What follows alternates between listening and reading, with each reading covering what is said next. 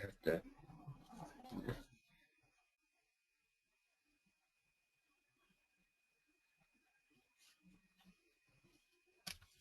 It's not moving.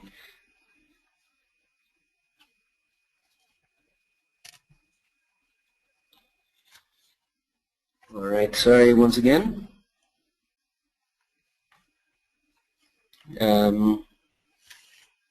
If there's anything Jade or Amanda can do to unfreeze my screen.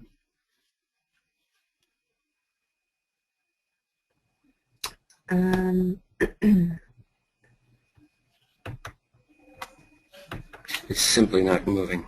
I hit escape.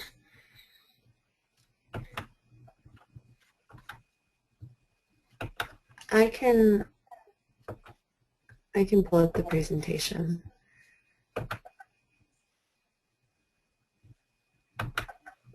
Sorry about this, people.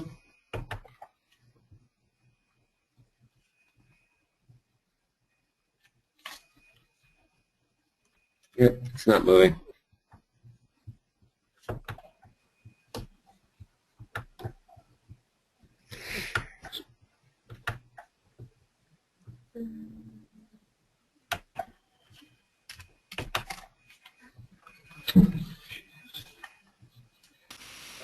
Jade, if you're there, can you help? Yeah, Mark, can you hear me? I can. Okay. Try. All we can see right now is the slide itself in full presentation mode. Right. Did you try escaping from the presentation? Many times. Okay. And your screen's just frozen? Correct. Okay. But the dashboard is still moving, so the computer itself isn't frozen? That's right. Okay. I'm going to take over presentation mode then. Thank you.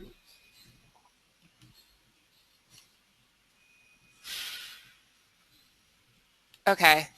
So, bear with us a second. It's going to take me a second to open up the presentation.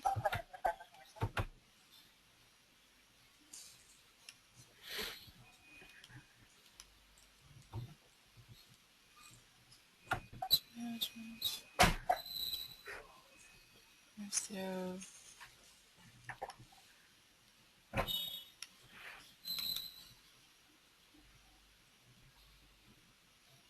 okay. Is this where you want to be, Mark? Yeah, I think I can see it now. Is this not the newest? No, I sent you one on Monday. Oh, so I should be doing from Amanda. Yeah. There we go. Obviously. Yeah. Okay. Screen's a bit of a mess now. It's got everything on it.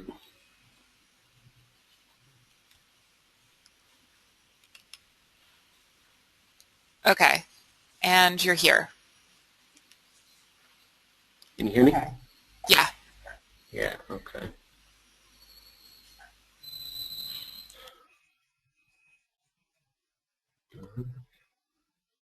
All right, where are we here? Are you taking it over, Jade? I'll go forward with the slides, but I think Jade? that you should... Mark, you should continue doing your presentation. I'll just take the slides forward for you. Okay, can you get me back to, so is this where we're at right now? Yeah, I'll go backwards a bit so we can reorient. The theory behind... Is this... Where do you want to be? Well, I would like to be at the slide I'm supposed to be at. Okay. I think that you went through this, right? Why is it a good indicator? And then we were going to talk about the theory behind policy influence. Correct. Correct. Okay, great. Thanks for your patience, everyone. So Jade will now be the person who sees you if you have questions or concerns, and she'll alert me. So I thought it would be useful to talk a bit about theory, since at Pact we're always so busy engaged in implementing projects, and we never have the opportunity to really kind of put what we do into some sort of theoretical framework and perspective. At least probably we don't do it enough. So this slide, these two slides that follow, talk about the different theories of how policy is influenced, and they come from different disciplines. And what I'd like to do with these next two slides is quickly run through the different theories, and then if you're interested and willing to send me some notes, or Jade some notes, about how do you think Pact influences policy, what approach and what theories is often most relevant to the work we do. Okay, so as you can see, the first theory is kind of considered the large leap theory. First three theories come from political science, but the first one really basically says that policy change happens basically like seismic evolutionary shifts. There's significant changes in policy, and institutions can occur when the right conditions are in place. And this theory basically says that policy changes when kind of on a massive level, and there's a kind of large-scale policy change is the primary goal. Strong capacity for media advocacy exists, and so that's one theory. Second theory is coalition theory, or advocacy coalition framework. Policy change happens through coordinated activity among a range of individuals with the same core policy beliefs. And the theory is most useful when basically you have politicians in office that see things your way. You have a strong group of allies with a common goal in place, or that can be formed. Another similar theory from political science is about policy windows, or as we call windows of opportunity. Policies can be changed during a window of opportunity when advocates successfully connect to two or more components of the policy process. The way a problem is defined, the policy solution to the problem, or the political climate surrounding the issue. So this theory can be useful when there's multiple policy streams, can be addressed simultaneously, and there's the internal capacity to create, identify, and act on policy windows. Next slide, please. Jade, okay, thanks, thank you.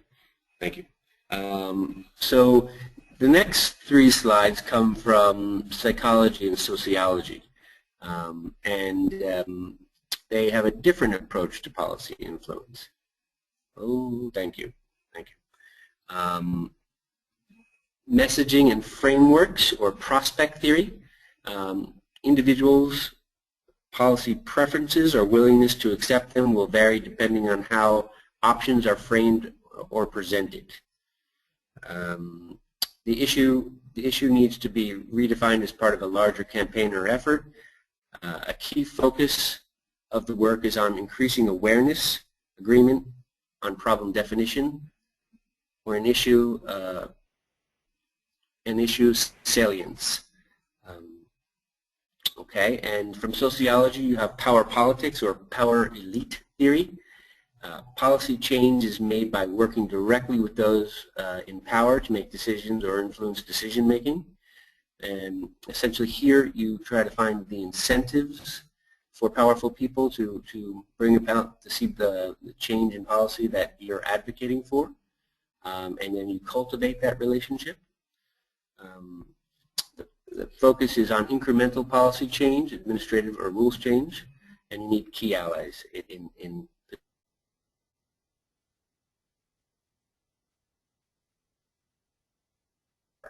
the last is organizing theory. Saul Alinsky, who you may have heard, is from the community working on changing problems affecting their lives. A distinct group of individuals is directly affected by an issue. The advocacy organization can can and is willing to play a convener or capacity building role rather than a driver role. So these are just 6 theories about how policy change happens. I'm sure there's a mix, there's others, but these I thought were useful for our discussion. So I don't know if does anybody have a thought on which of these theories are most appropriate for Pact's work, or your work in the field in particular?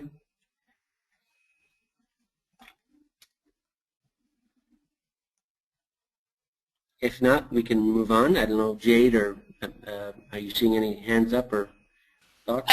I don't see any hands up.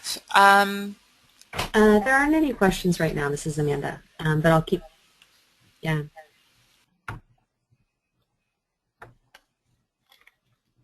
Okay, well, the purpose really was to get you to understand some theoretical frameworks that underpin our work. So I'm sorry about that. That is a car alarm. Anything else could go wrong this morning. Okay, moving to the next slide. Definitions. Policy is defined as a system of laws, regulatory measures, courses of action, and funding priorities concerning a given topic promulgated by a governmental or non-governmental entity or its representatives. I believe this is a broad enough definition for policy that it can contain all of Pact's work and interventions. If you think there is a better one, it would, I most welcome your suggestions, your ideas. But this is the one we're going with at present. So policy influence focuses on changing attitudes and behavior. And you can see the reference of where we got this definition. And it generally works along any of the following 5 dimensions. Attitudinal change, discursive commitment through getting stakeholders to discuss issues, which we do quite a bit of in different countries. Working on procedural change so that the process through which policy is made is changed itself. In focusing directly on policy content, and also on behavior change, affecting not just the policy, but implementing the policy and its ramifications. I can personally see from looking at Pact's programs throughout the world a kind of a mix of these different dimensions, depending on the focus of the program and the political situation in the country and Pact's position within the country. So Zimbabwe, where we've been for many years, we have a different level of influence. We've had a different level of influence on policy over the years, but given current politics, we've had to change our tact. And okay, good. Next slide, please.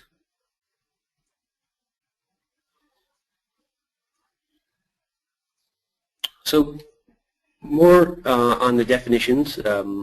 These are also on the supplemental indicator protocol sheet, which was attached to this meeting invite. Just so we know we're all speaking about the same thing when we use different terms, advice is the provision of evidence or knowledge based on inputs to inform policy decisions.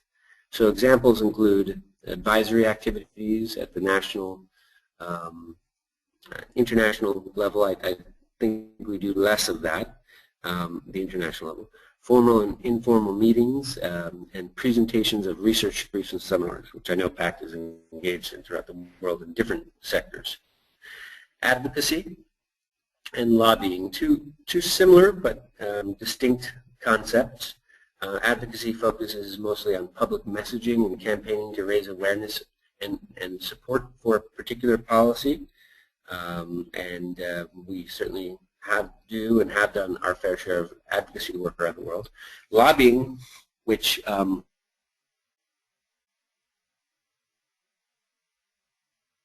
is different and to see individuals, I would say.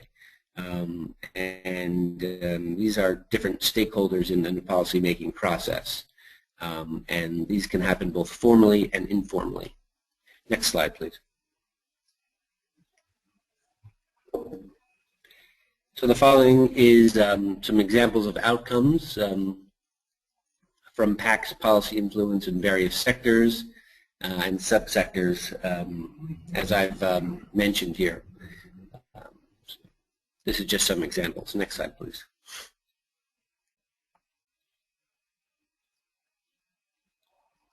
Next slide, please. Thank you.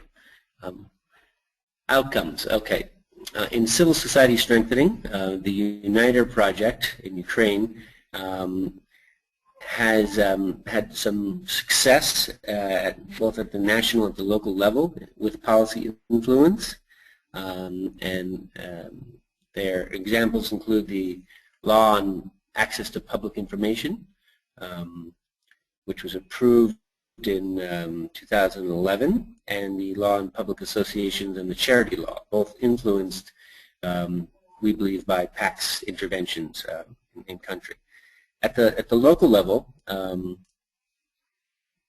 we have different levels of policy influence, such as the village community enhancement center, the village council's decision to improve health care in the village. At the city level, advocated for policy level and the City Development Foundation. And then the last one about was more of a procedural change.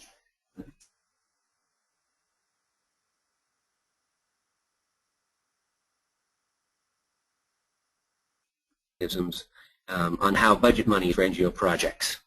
So perhaps at the end of the presentation we can hear from someone from the Uniter project to tell more about that. Next slide, please.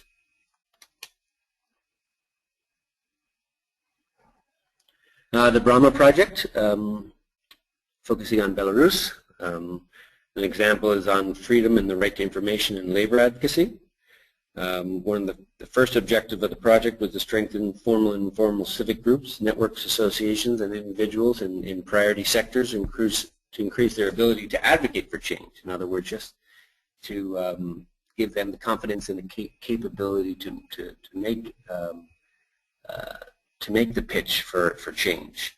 However, an example of policy is when we work through the Solidarity Center to build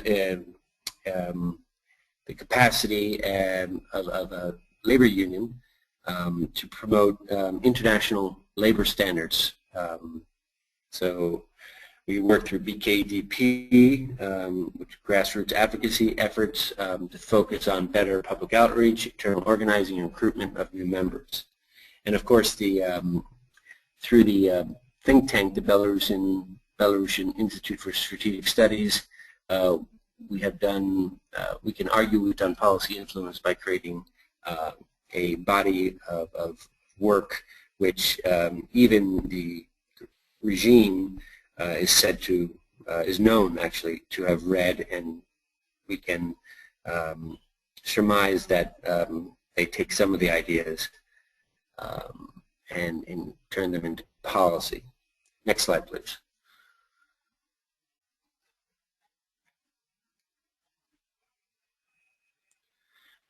From Kenya, the Kenya Civil Society Strengthening Project, which is coming to an end now, has basically focused on using capacity development to strengthen NGOs and civil society actors to build constituencies for change, focusing on promoting democratic governance and natural resource management.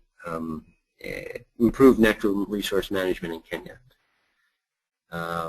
And some examples of policy influence.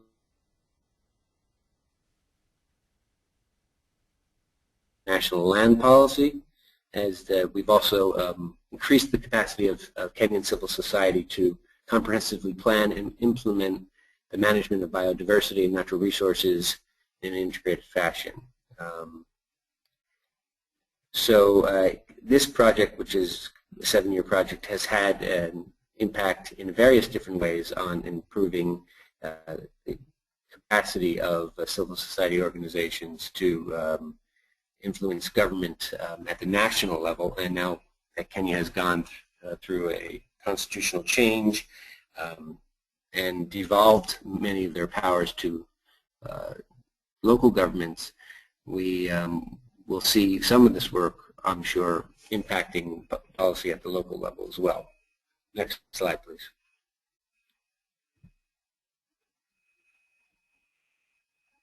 Okay, here's an example from a health, mostly a health project, I would say, local governance and health from Tanzania.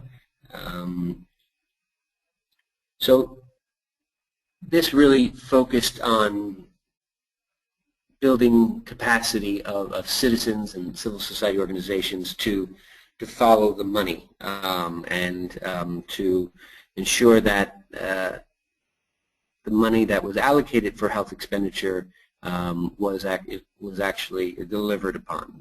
So this is, as you know, many of you know the PETS program, Public Expenditure Tracking System. This is an example of that in action. And so citizens report cards, community scorecards, and PIMA cards were all used to influence local government to deliver on its promises, and also to send a clear message to Parliament and that the people are watching, and therefore healthcare policy needs to deliver on the citizens' demands. This one is a bit different than the other two examples because it's really focusing on kind of service delivery and less necessarily on the policy process per se, but at the end of policy is essentially delivery of services. So this has a more of the grassroots flavor on policy influence. Next slide, please.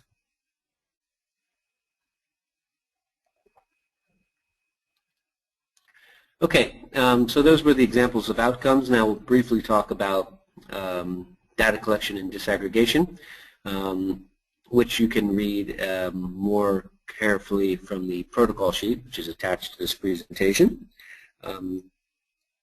So in addition to by country and by project, data can be disaggregated by the number of policies and by policy type.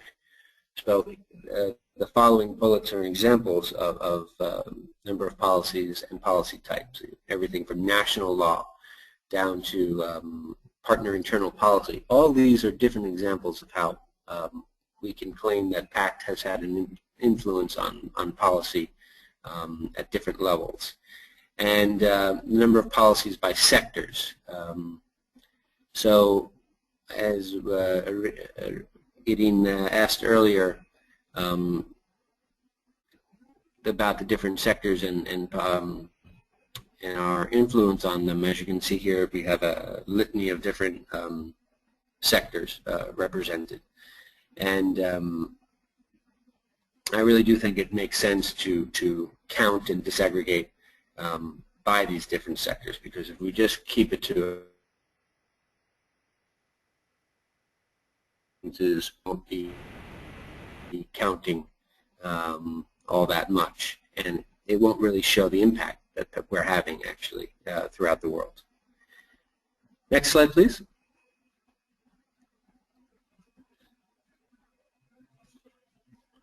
Next slide, when you have a chance. Thank you. Okay. Data source and collection. So data sources. Primary data may be from Pact's implementing partners, grantees, or directly from project beneficiaries, which, by the way, HQ is talking about more on how to capture project beneficiary feedback, and so this will, I think, be part of the way we go about measuring our impact around the world. So by doing this indicator, which of course is optional, we will be ahead of the game, I believe, in terms of project beneficiary feedback. The data will be collected annually in October for the previous fiscal year, U.S. government fiscal year. So for those of you who have been collecting this as part of your PMP process, you can do it for FY13. If not, you can start to plan for FY14.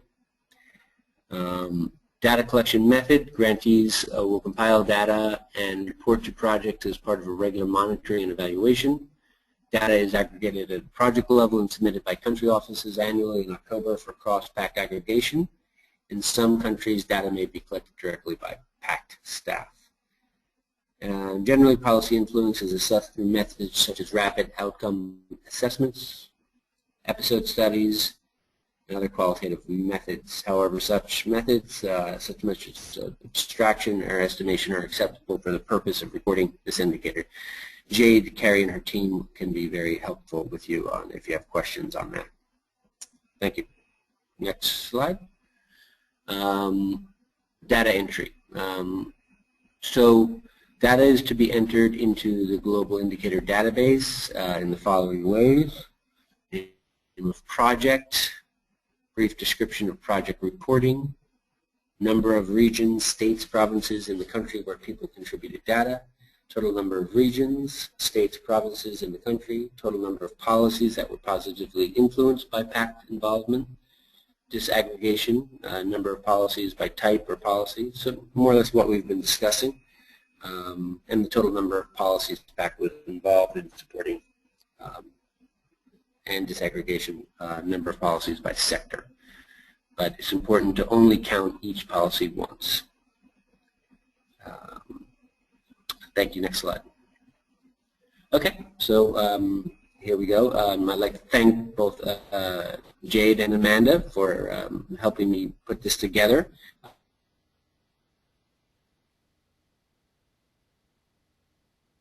I apologize. Well, I guess they're inevitable in this sort of thing. Now, if there's any questions or any comments, or you'd like to raise your hand, I'm sure Jade, and who now has control of the dashboard, can facilitate that, and I'll do my best to answer, or actually it would be better if we just have a conversation. Thank you. Mark, so Paul had a question before on the STAR slide in which we mentioned PIMA cards and asking what those were.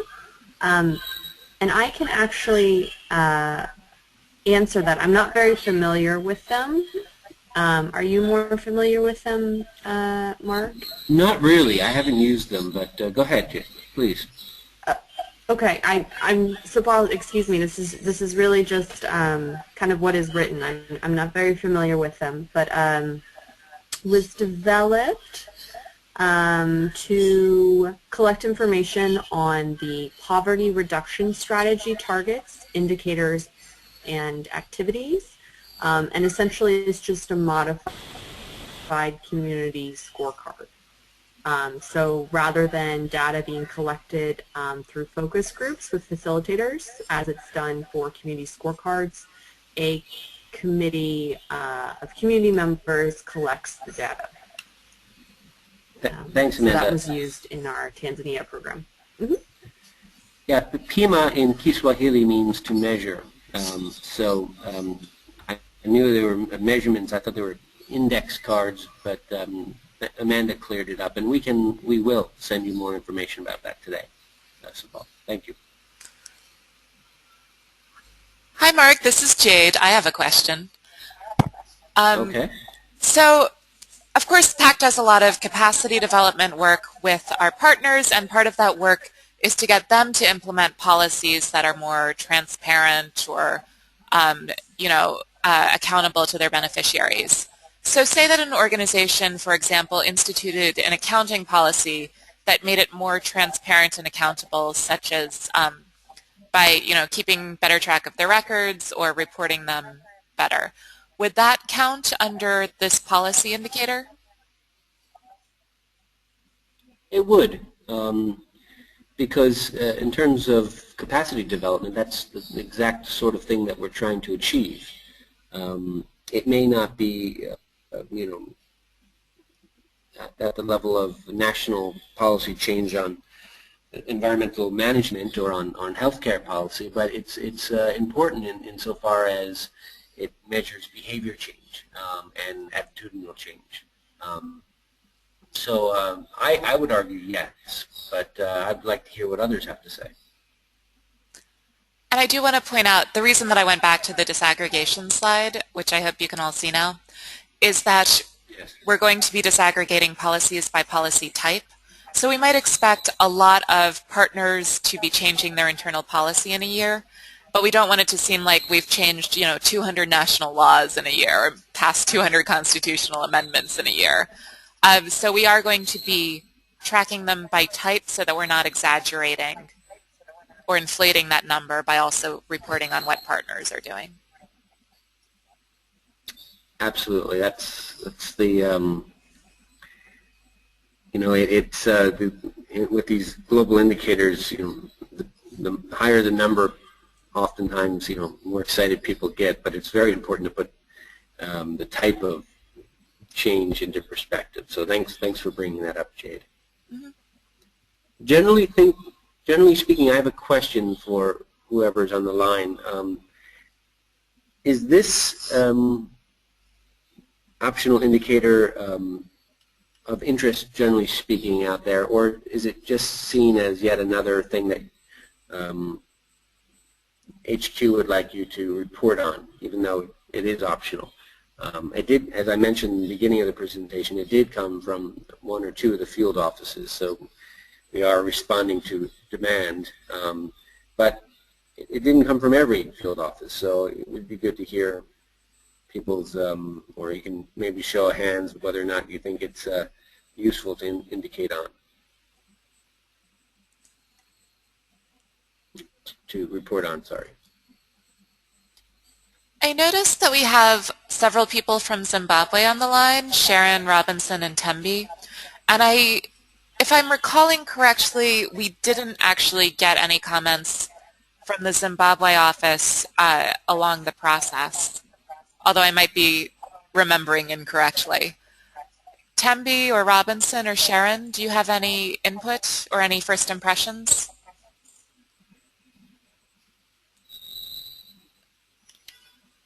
I'm going to unmute the three of you. Sorry to put you on the spot, but...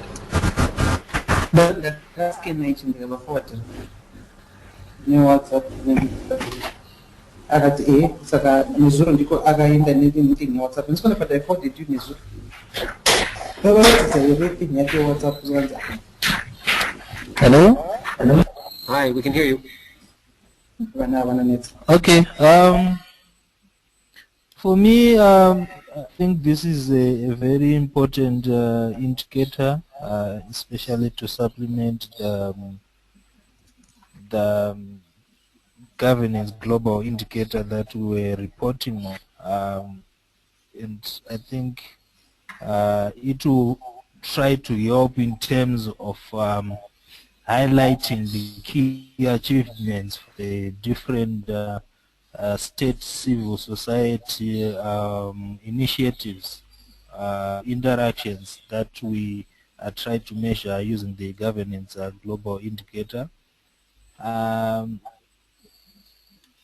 Maybe in terms of the definition, we might also, there was a slide under data entry that I think we might also need to sort of unpack. Yes, that one. We under number 5 we have the total number of policies, and also under number 8 we have the total number of policies, where we really need to be clear in terms of what's the focus.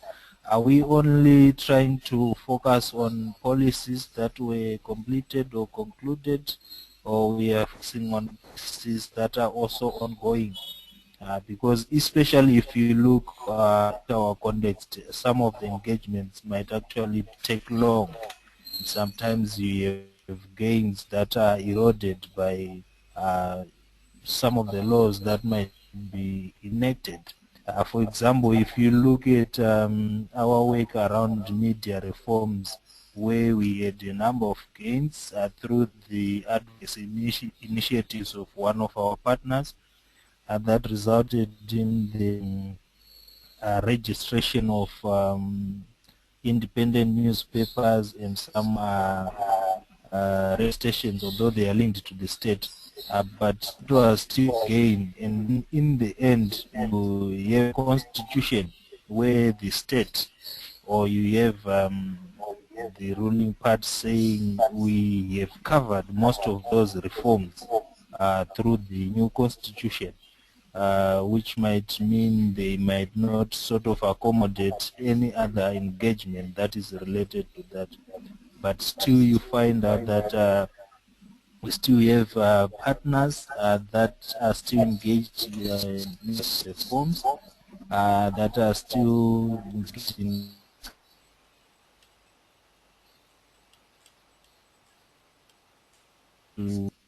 generally interactions might not be as it was, especially before the institution.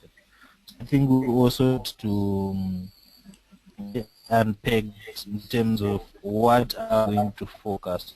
Are we going to focus on what has been completed already, or are we going to focus on that is in progress as far as that indicator is concerned? Thank you. That's a very good question, and I've kind of been wondering that about myself. Jade, do you have any thoughts on this? Because it's a combination of what is going to be reported on, progress made so far, or are we going to jumpstart the process from now and then start to look at changes going forward? That's how I understood the question. I had the audio broke up a bit. So I didn't hear everything Robinson said very clearly, but I would certainly say that you would not want to be reporting on actions that weren't completed yet, rather than ones that were still in process. But yeah, I mean, this is new, and I think we're going to be experimenting in exactly how we count everything over the years, especially as different cases come up. Excellent. Robinson, does that help a bit, or do you want more precision at this point?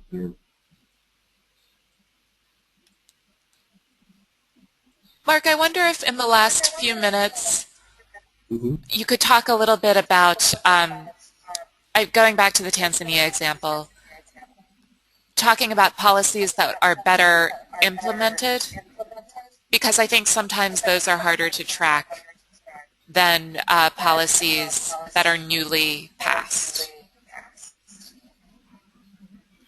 Yeah.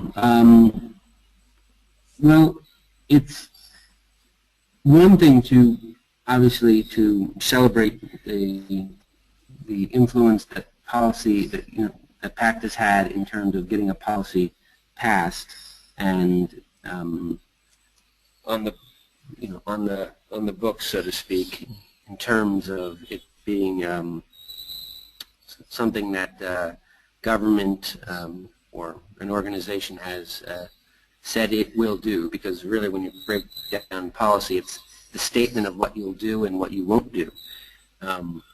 However, with policy requires action, and Pact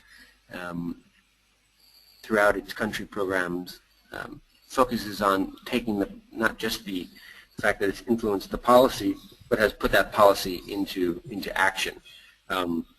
So I think the challenge really will be to measure how we've taken the policy, how we've influenced the policy, and then how we've actually helped to see that policy become a reality in the country and count that as well. Although I'm thinking out loud now, and I'm wondering if that is actually not policy influence anymore, but policy implementation. Which obviously is the end goal, assuming the policy is good. Any thoughts on that? I'm trying to.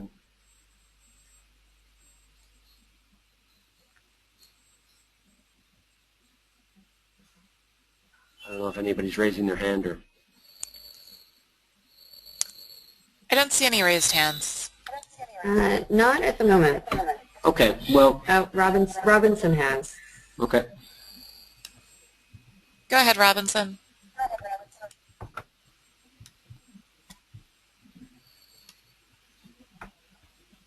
Hello? Yes, we can hear you. Yeah. I have a question on the disaggregation slide. Okay. Especially number of policies by sector.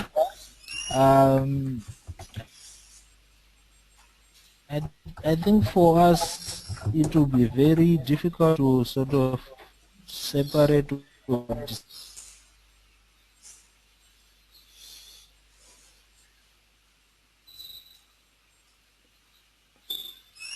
alone, and then you have peace building, civic education, human rights, rule of law, or governance.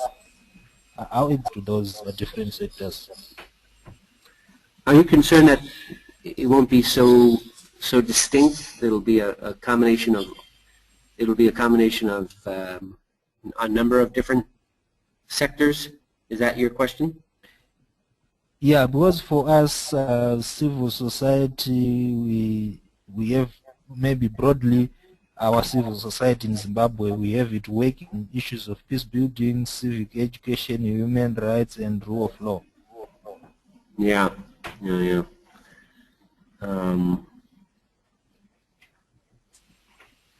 Yeah, I see they all kind of overlap, don't they? Yes. Jade, any thoughts about how that's done? Well, we could, right now it's just set up so that you have to enter the actual number rather than doing it policy by policy. If we did have everyone enter it policy by policy, we could allow you to say that more than one of these policies, or sorry, each policy would fall into more than one of the categories. I can hear my echo, so it's kind of mixing up my words. But I think that that's going to require a rather complex change to the system this year. If there is something that you want to report and you genuinely feel that it falls into, like it's equally about peace building and civic education and rule of law, and you really just don't want to choose one, I would check other. Otherwise, though, I would try and decide which one it fell most into. You can reach out to us if you want to check in about any of that. I mean, Robinson, do you have a specific piece of legislation in mind right now? Yeah, my concern was, for example, in Zimbabwe and especially our office. If you talk of civil society, you're also talking about civil society and the different activities within civil society around peace building, around civic education, around rule of law. I think that we were sort of thinking. I'm not sure how you are defining civil society, especially. Yes. Yeah. I would generally say that if you were like, oh, it's about the civil society of peace building, you would then choose peace building. Or it's about like civil society that promotes human rights, you would choose that. Okay. Oh, Okay. that's fine then. Yeah. I certainly can imagine a hypothetical case where there was something that really was on the edge between two categories or encompassed more than one.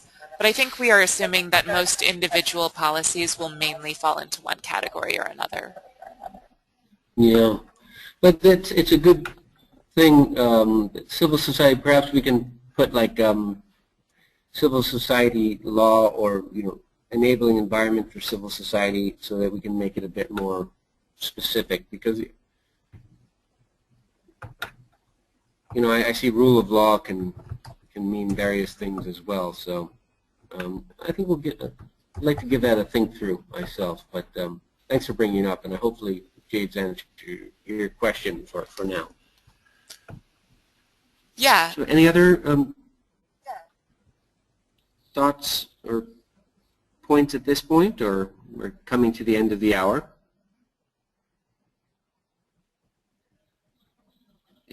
If not, please feel free to reach out to me, Jade, or Amanda directly. We appreciate you signing up, and at the end of your day to listen to us, and we look forward to staying in touch and helping to make this indicator more meaningful and more useful to you in the field. So thank you very much, and wish you well. Thanks. Thanks, everyone. We'll be sending out the slides after this, and I'm not exactly sure when, but sometime in the near future we'll be posting the recording of the session online. So I'm going to end the webinar now. Thanks, everyone. Have a great day. Thanks, Jade.